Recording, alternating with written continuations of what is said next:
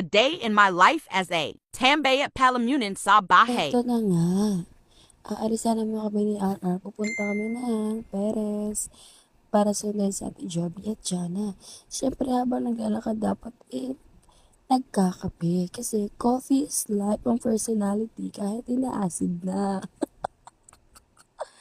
Ayan, di ba? Mainit. Napasok ang tanga dyan. Legit lang, girl. Napasok ako dyan. Ito na pala is pasakay na kami ng tricycle papunta dun sa Red Cab na sasakyan namin. Tapos, syempre po sa tricycle, dapat nagkakape. At dito lang namin napagtanto na 100 na pala ang pera namin at paano nagpagkakasyahin. Kasi ang bayad dito sa cab is 21 pesos. As papunta po ulit dun sa Perez is 20 isang tao. Dalawa kami.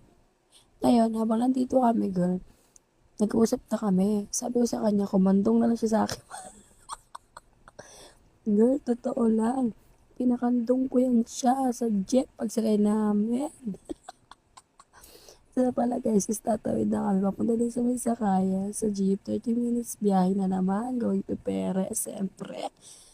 Kaya ayan, tamang walking na kami dyan. Tapos nagsisisiya kami. Dapat sabi niya, nanghingi na pa daw ako ng pandagdag. Sabi ko, wala talaga. Akala niya nag-joke ako. Akala niya may budget ako. Ang totoo, dos lang naman ang wallet ko. Yung dala na namin pera is 28.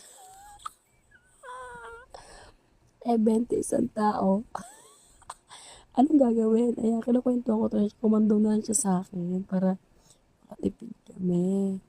Kumandong siya. Ayan, pagsakay namin ng jeep, pinapakando ko na yan siya kasi dumadami na yung pasahero. Tapos nagtatawanan kami. Ayan ang aga, pinandong ko na siya. Palis na yung jeep niya. Nanina, pinupuno na lang. Tawa ko ng tawa dyan. Tapos siguro mga 10 minutes yung biyahe namin. May bumaba na isa. Yung bumaba, maliit din. Kaya tingnan mo, nagpanggap siyang umupo. So, nag-iinarte pa siya. Hindi daw siya nakaupo. Nakasabit.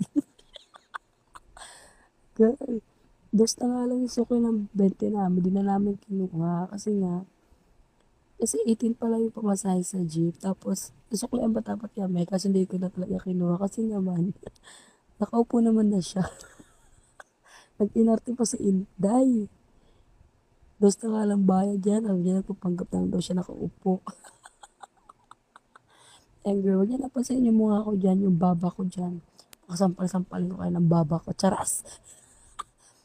Tagagalit ang personality, ha? Yan, nagtitingin-tingin na kami niyan. Ay na pala girl, isa kababa na kami ng jeep after 30 minutes sa biyahe. Punta na kami sa bahay natin,